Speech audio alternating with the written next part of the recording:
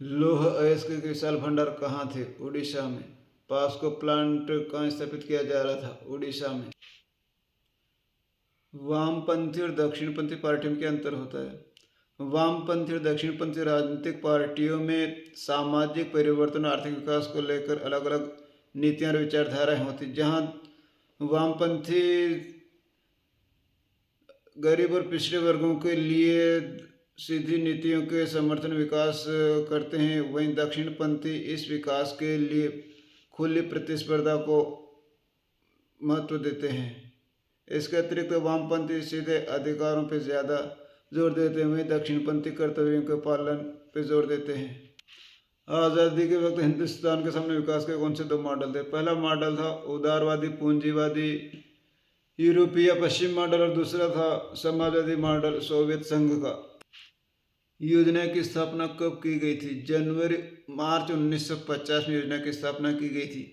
योजना आयोग गैर संवैधानिक निकाय है, यह एक संवैधानिक निकाय नहीं है। सरकार ने एक सीधे प्रस्ताव के द्वारा इसकी स्थापना की थी। नीति आयोग की स्थापना कब हुई? जनवरी 2015 से। बॉम्बे प्लान क्या है? 1944 में उद्योगपतियों के एक समूह ने भारत को नियोजित अर्थव्यवस्था के राह पर चलाने के लिए एक संयुक्त प्रस्ताव तैयार किया था। इसे ही बॉम्बे प्लान कहा जाता है। योजना के अध्यक्ष कौन होते हैं? योजना के अध्यक्ष प्रधानमंत्री होते हैं। नीति आयोग के अध्यक्ष कौन होते हैं? नीति आयोग के अध्यक्ष भी प्रधानमंत्री होते हैं। भारत ने पंचवर्षीय योजना का विकल्प कहाँ से चुना? भारत ने पंचवर्षीय योजना की प्रेरणा सोवियत संघ से ग्रहण की। प्रथम पंचवर्षीय योजना का समय काल क्या था? 1951 से 1956। प्रथम पंचवर्षीय योजना के प्रमुख योजनाकार कौन थे? प्रथम पंचवर्षीय योजना के प्रमुख योजनाकार का नाम था KN राज। प्रथम पंचवर्षीय योजना में किस क्षेत्र पर ज्यादा जोर दिया गया था? कृषि क्षेत्र पर ज्यादा जोर दिया गया था। दूसरी पंचवर्षीय योजना के प्रमुख अर्थशास्त्री कौन थे? PC Mahalanobis.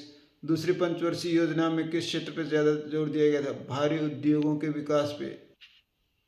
Economy of permanence के लेखक कौन थे? JC कुमारप्पा। इनका मूल नाम क्या था?